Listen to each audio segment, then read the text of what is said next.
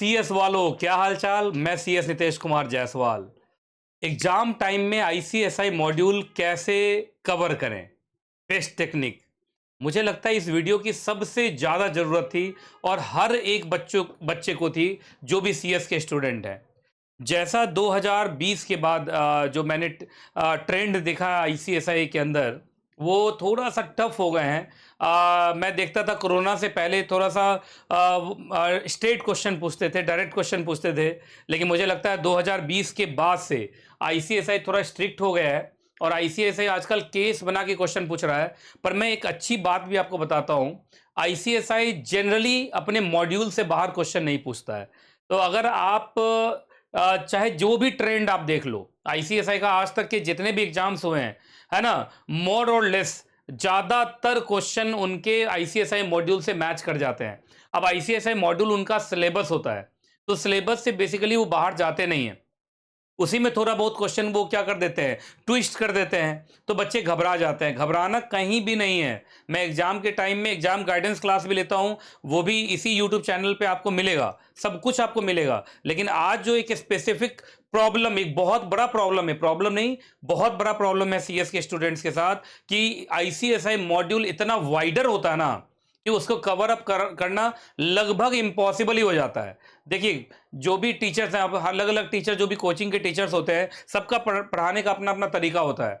कोई bare act से पढ़ाता है, कोई लाइन बाय लाइन पढ़ाता है, जैसे कि मैं लाइन बाय लाइन पढ़ाता हूँ। आईसीएसआई मॉड्यूल से ही मैं कंटेंट उठाता हूँ और मैं उसको लाइन बाय लाइन पढ़ा देता हूँ, कॉन्सेप्ट पढ़ा देता हूँ, चार्ट भी बनवा देता हूँ। कुछ लोग सिर्फ बेयर एक्ट से पढ़ाते हैं, सेक्शंस पढ़ा के छोड़ देते हैं। कुछ लोग एग्जैक्टली बहुत कम पढ़ाते हैं।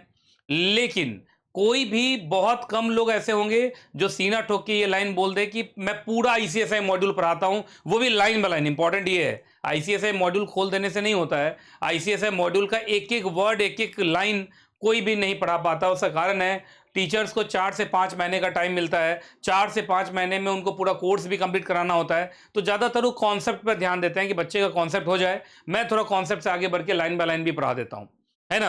तो इसलिए मेरे मेरे बैच में थोड़ा सा ज़्यादा टाइम भी लगता है, और लेकिन बच्चों का यही कॉन्सेप्ट स्ट्रांग हो जाता है। लेकिन फिर भी एक प्रॉब्लम रह जाती है कि आईसीएसआई मॉड्यूल के कंटेंट को कैसे कवर अप करे।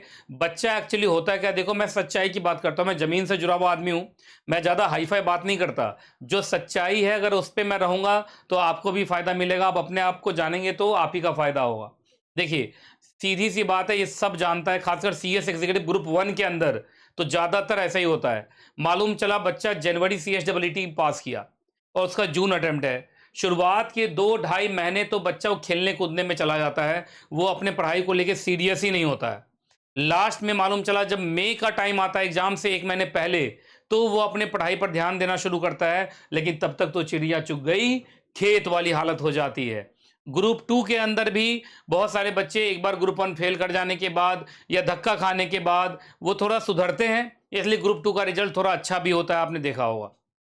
सीएस प्रोफेशनल में बच्चा काफी फिल्टर हो चुका होता है। आईसीएसआई के वार से बार बार घायल होने के बाद वो एकदम तंदुरुस्त मजबूत हो जाता है, और प्रोफेशनल का रिजल्ट देखिए आप, एग्जीक्यूटिव के मुकाबले हमेशा ज्यादा अच्छा होता है। तो मेरी बात को जरा ध्यान से सुनिए, आपका रिजल्ट आपके हाथ में है। आप कितना अपने पढ़ाई को लेके सीरियस हैं, उसी पर आपका रिजल्ट डिपेंड करता है ना। अब ये जो यूट्यूबर सब करते हैं, आईसीएसआई ने ये गलत किया, वो गलत किया, ये सब सुनने में मजा तो आता है ना। कहते हैं ना, कानों के अंदर मिठास घोलता तो है, लेकिन वो मिठास बाद में डायबिटीज बन के निकलता है और वो आपके लिए एक बीमारी का रूप ले लेता है। मैं आपको साफ कहता हूं, मैं कड़वी बातें करता हूं लेकिन सच बातें करता हूं। आप मेरी बात को ध्यान से समझ लीजिए। अगर आप फोकस नहीं होंगे, सीरियस नहीं होंगे पढ़ाई को लेके, तो आप पास नहीं हो पाएंगे। और एग्जाम टाइम में 1 महीना पहले सीरियस हो रहे हैं तो भी बहुत ज़्यादा फायदा होता नहीं है, क्योंकि आईसीएसआई का थोड़ा कोर्स जो है वो टफ कोर्स है ना। It is one of the toughest course in India. तो आपको थोड़ा सीरियस, आपको शुरू से ही रहना पड़ेगा, है कि नहीं। लेकिन चलिए, फिर भी बहुत सारे, मुझे लगता है 90% बच्चे ऐसे होते हैं जो एग्जाम से 1 महीना पहले ही सीरियस होते हैं, और जब वो देखते हैं कि आईसीएसआई का मॉड्यूल इतना इतना वाइडर है, तो उनको लगता है कि मेरे से तो हो नहीं पाएगा। तो चलिए, एक बीच का रास्ता मैं आपको निकाल के देता हूं कि एग्जाम टाइम में आईसीएसआई के मॉड्यूल को ज्यादा से ज्यादा कैसे कवर अप करें। अब देखिए, मैं हवा मारने वाला तो एग्जैक्टली हवा में बातें मारने वाला यूट्यूबर तो हूं नहीं कि मैं बोलूंगा 1 महीने में आईसीएसआई मॉड्यूल पूरा पढ़ जाए। ये पॉसिबल नहीं है।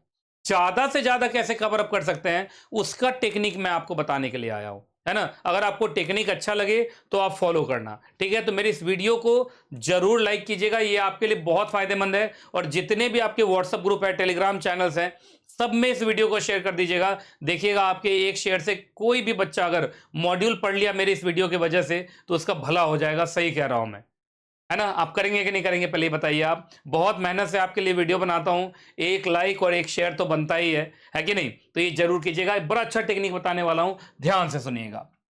देखिए आपको करना क्या है, सो देखो आपको मैं बताता हूं। एक तो ये आईसीएसआई मॉड्यूल है, ये देखिए कंपनी लॉ एंड प्रैक्टिस का मॉड्यूल है। मॉड्यूल देख के बच्चा एकदम घबरा जाता है, पूरे तरीके से घबरा जाता है। क्यों घबराता है वो मैं आपको बताता हूं, वो क्यों घबराता है। ये देखिए, वो इसलिए घबराता है कि आप जरा पेज देखिए कि इसमें पेज कितना है। मतलब बच्चा तो पेज देख के ही घबरा जाता है। आपको दिखाता हूं, 950 पेज, 950 पेज का यहां पर क्या दिखा रहा है एग्जैक्टली आपका, ये पूरा का पूरा मॉड्यूल दिखा रहा है 950 पेज। 950 पेज का क्या दिखा रहा है एग्जैक्टली, ये आपको पूरा का पूरा मॉड्यूल दिखा रहा है। बताइए 950 पेज। अब जैसे मैं अपने यहाँ पढ़ाता हूं तो मैं आपको लगभग 1100-1200 पेज का मैं भी कंपनी लॉ पढ़ाता हूं। मेरा अगर आप देखेंगे कि दोनों दोनों company law volume first and company law volume second मिला के लगभग नहीं तो 900-1000 पेज का तो बुक है ही। अब उस बुक को बेचारा 4 महीने लाइन बाय लाइन पढ़ा, क्लास में डेली आया, पढ़ा, एक एक सेक्शन पे एक घंटे का टाइम लगाया। अब उसके बाद एकाएक पता चलता है कि 950 पेज का आईसीएसआई मॉड्यूल भी पढ़ना है। सर ने बोला है कि एग्जाम टाइम में आईसीएसआई मॉड्यूल भी पढ़ेंगे तो बड़ा फायदा होगा, तो बच्चा घबरा जाता है। अब मैं आपको बताता हूं, आपको घबराने की जरूरत नहीं है। आपको करना क्या है वो मैं बताता हूं, आपको ध्यान से सुनना। आप सबसे इंपॉर्टेंट जो मैं आपको बताता हूं उसको जरा ध्यान से सुनिएगा आप, ठीक है। आपको करना क्या है, सबसे पहले आपको क्या करना है कि आपको एक बनाना है मेन प्रिपरेशन बुक। क्या बनाना है एग्जैक्टली, मेन प्रिपरेशन बुक। अब कैसे बनाना है ध्यान से सुनिएगा आप। सबसे पहले आपको देखो अवेलेबल रिसोर्सेस क्या क्या है। मतलब अवेलेबल का मतलब कौन कौन सी चीजों से आपको पढ़ना है। तो सर सबसे पहले तो आप बोलोगे कि सर हमारे यहाँ कोचिंग में, आप किसी भी कोचिंग में पढ़ते हो सर, कोचिंग के हमारे बुक्स होते हैं, है ना, जिसको हम बोलते हैं नोट्स। क्या बोलते हैं एग्जैक्टली, नोट्स। वो बुक्स थोड़ी होते हैं, वो नोट्स होते हैं, ठीक है जी। दूसरे नंबर पर सर होता है स्कैनर। क्या होता है एग्जैक्टली, स्कैनर। और सर तीसरे नंबर पे होता है एग्जैक्टली आपका supplement, ICSI supplement. ICSI supplement, supplement का मतलब होता है, ये होता है अमेंडमेंट। ये क्या होता है एग्जैक्टली, अमेंडमेंट। क्लियर है। और एक नंबर 4 पे आपकी गिनती में आता है आईसीएसआई मॉड्यूल, जो सबसे जरूरी है। अगर इसको आपने कर लिया ना तो आप समझिए आपका काम बन जाएगा, आप आराम से पास हो जाएंगे। तो सब मिला के देखिए कितने हैं आपके, 4 अवेलेबल रिसोर्सेस है ना। आपका कोचिंग के बुक्स हैं, स्कैनर है, ICSI supplement, amendment and ICSI module है। अब एक बात बताओ, ये चारों को देख के बच्चा घबरा जाएगा। अब बच्चा क्या बोलेगा, बाप रे बाप कैसे पढ़ूंगा। तो आपको करना क्या है वो मैं आपको बताता हूं, आपको मजा आएगा देख के और आप घबराएंगे नहीं। सबसे इंपॉर्टेंट ये है, अब आपको क्या करना है, इन चारों को कॉन्सोलिडेट करके एक बुक बनाना है। That will be MPB, main preparation book. लिख लीजिए, एमपीबी बनाना है आपको। क्या बनाना है, मेन प्रिपरेशन बुक बनाना है। अब मैं आपको बताता हूं इसमें से मेन प्रिपरेशन बुक कौन होगा। तो ये मेन प्रिपरेशन बुक होगा आपका एग्जैक्टली कोचिंग का बुक या कोचिंग का नोट्स। क्योंकि कोचिंग का नोट्स आपने line by line, word by word पढ़ा हुआ है, सारे कॉन्सेप्ट आपके वहीं बने हुए हैं, सारे चार्ट आपके वहीं बने हुए हैं, है ना। तो इसको आपको बनाना है main preparation book. For example मैं अपने हिसाब से लूं तो आपने मेन प्रिपरेशन बुक बना लिया एनकेजे बुक को। किसको बना लिया, एनकेजे बुक। जो हम अपने कोचिंग में बच्चों को देते हैं वो है एनकेजे बुक। तो आपने एग्जैक्टली एनकेजे बुक को क्या बना लिया, अपना एग्जैक्टली मेन प्रिपरेशन बुक बना लिया। क्या बना लिया, मेन प्रिपरेशन बुक बना लिया। एनकेजे बुक को, एनकेजे बुक को क्या बना लिया, मेन प्रिपरेशन बुक। अब जरा ध्यान से सुनिए आपको करना क्या है। अब आपको क्या करना है, आपने स्कैनर उठाया। अब स्कैनर जब उठाया तो स्कैनर के अंदर आपने देखा कि जैसे चैप्टर फर्स्ट में नितेश सर ने चैप्टर फर्स्ट पूरा पढ़ाया।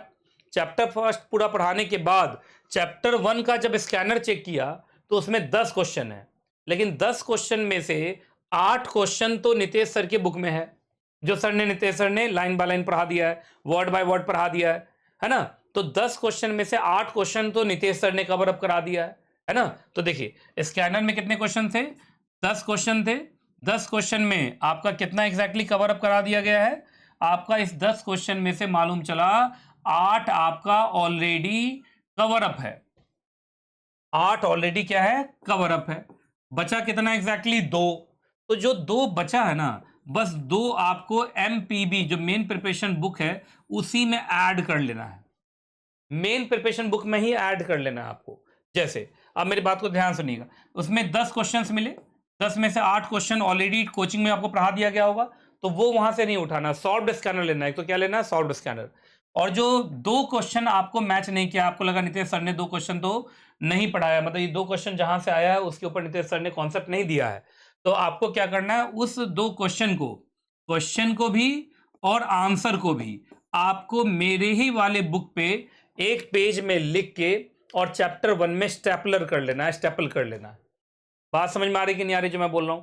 और आपको मालूम है मेरे बुक में एक पेज ब्लैंक रहता है, तो एक पेज जो ब्लैंक रहता है उसी पर आप लिख लो।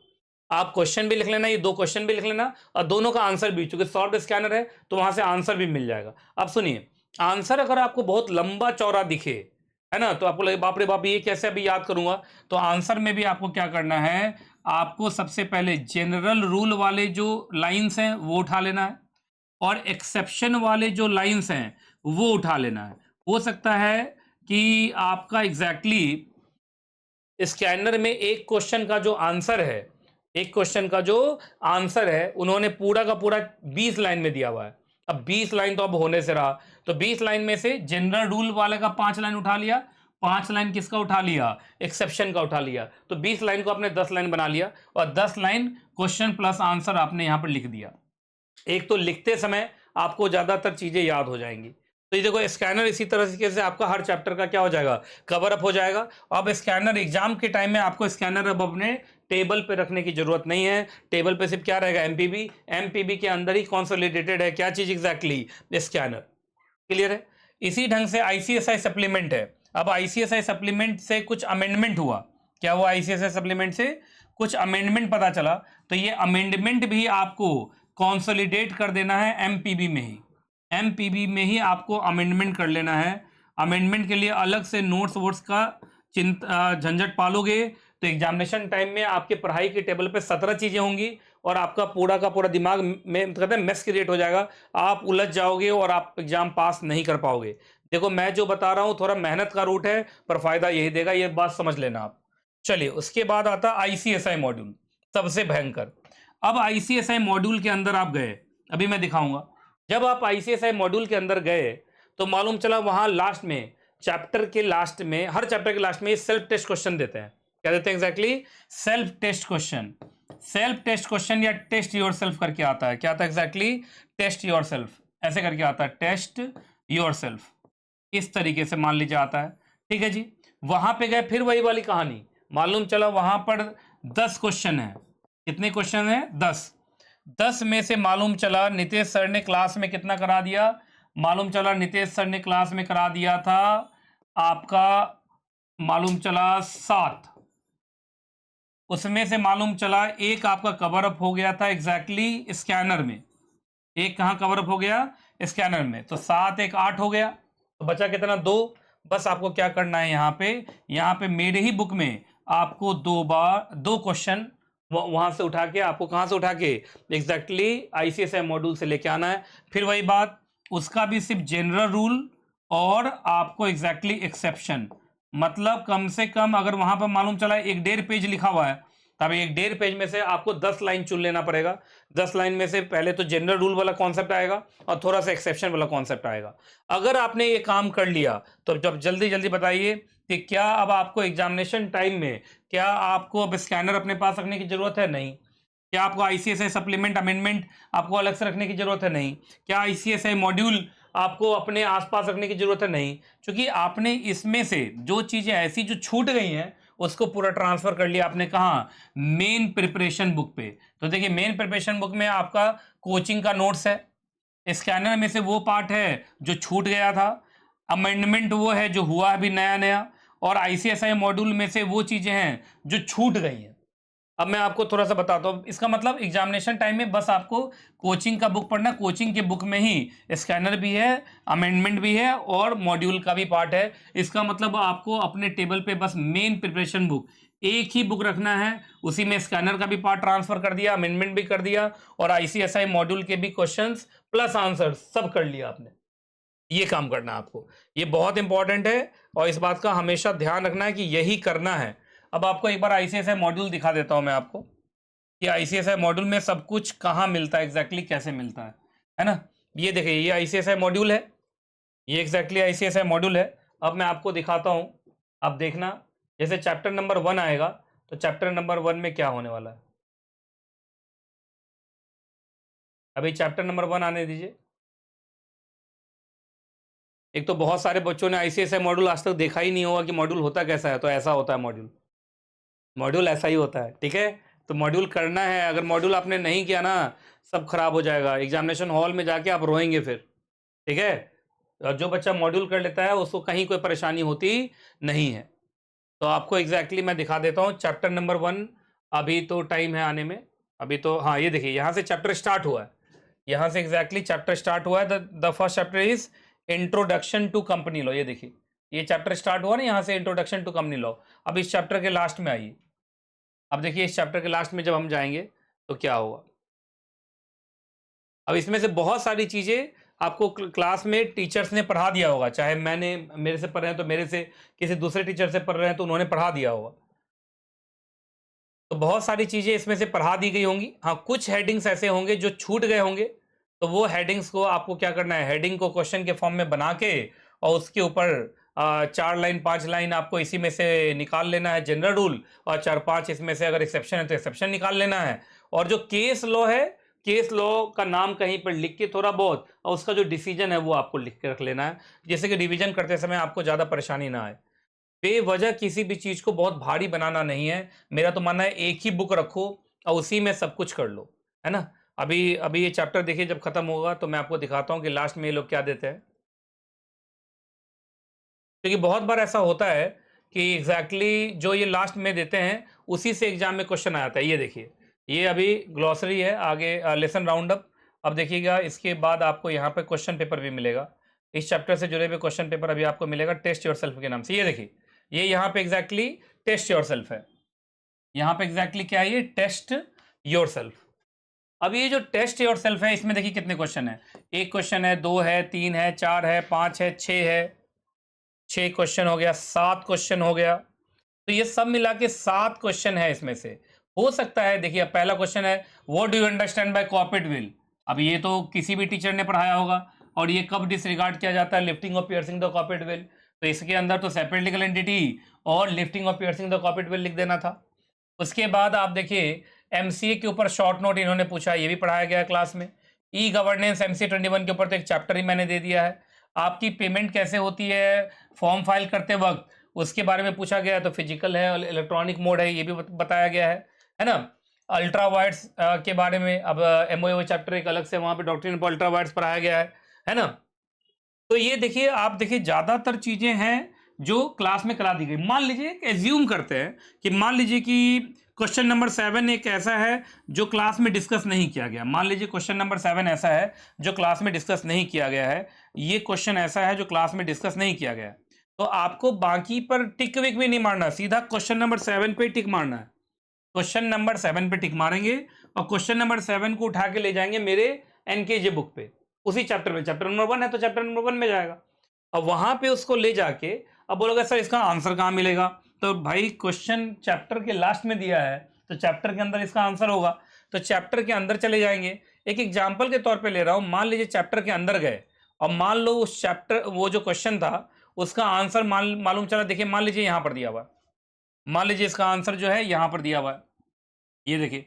अब ये देखिए, यहां से लेके मान लीजिए मैं सिर्फ एज्यूम कर रहा हूं, मान लीजिए 1 लाइन, 2 लाइन, 3 लाइन, 4 5 6 7 8 9 10 11 12 13 14 15 16 17 18 लाइन, मान लो 18 लाइन का आंसर है। अब 18 लाइन तो तुमसे होगा नहीं, तो इसमें से मालूम चला, ऊपर से टाइप्ड है तो 18 लाइन जब आप हाथ से लिखेंगे तो ये 25 लाइन बन जाएगा। तो आपको क्या करना है, इसमें से पहले देख लेना कि जनरल रूल कितना है। तो कहा सर जनरल रूल तो मुझे लग रहा है ये 5 लाइन में इन लोगों ने लिख दिया है, तो 5 ऐसे लाइन उठा लिया और उसको पॉइंट बना दिया, जैसे ऐसे पॉइंट बना दिया, पॉइंट नंबर 1, फिर यहाँ से मालूम चला पॉइंट नंबर 2, फिर पॉइंट नंबर 3, फिर पॉइंट नंबर 4, फिर पॉइंट नंबर 5। ये 5 पॉइंट बना दिया। अब 5 पॉइंट बनाने के बाद अब फिर लगा सर नीचे एक एक्सेप्शन दिया गया है, तो मालूम चला यहाँ से लेके एक एक्सेप्शन उठा लिया, ये हो गया पॉइंट नंबर 6। तो अगर आपको लग रहा है कि आप ये 8-8, 10-10, 20-20, 25-25 लाइन आपसे याद नहीं हो रहा है, तो something is better than nothing, something is better than nothing. आप एक काम कीजिए, इसमें से 5 लाइन जनरल रूल का उठा लीजिए, 2-3 लाइन आप एक्सेप्शन का उठा लीजिए, और आप उसको उठा के मेरे बुक पे ट्रांसफर कर दीजिए। एक तो जब आप इसको चूज करेंगे आप फिर लिखेंगे, तो लिखते लिखते भी बहुत याद हो जाएगा। बात समझ में आ रही कि नहीं आ रही है मैं बोल रहा हूं? तो आपको क्या करना है, बस यही काम करना है, ठीक है। और आपको क्या करना है मैं बताता हूं आपको। मान लीजिए इस चैप्टर की एग्जैक्ट, इस पूरे के पूरे बुक के आप लास्ट में जाइए, एकदम बुक के लास्ट में जाइए, सबसे लास्ट में। ये आईसीएसआई मॉड्यूल है, तो देखो एक तो हर चैप्टर के लास्ट में ये टेस्ट योरसेल्फ देते हैं, और एक आईसीएसआई मॉड्यूल के एकदम लास्ट में, अब आपको दिखाता हूं, एकदम लास्ट दिखाता हूं, एकदम लास्ट में ये लोग क्या करते हैं एग्जैक्टली, आपको मॉडल टेस्ट पेपर्स देते हैं। वो मैं आपको एक बार दिखा देता हूं, वो देख लीजिए आप। सबसे लास्ट में ये देखिए, ये आ गया, मैं दिखा देता हूं, मैं दिखा दे रहा हूं आपको। ये देखिए, ये मॉड्यूल का लास्ट है, एकदम लास्ट है। ये टेस्ट पेपर ये देते हैं, क्या देते हैं एग्जैक्टली, टेस्ट पेपर देते हैं। ये देखिए मैं आपको दिखाता चल रहा हूँ,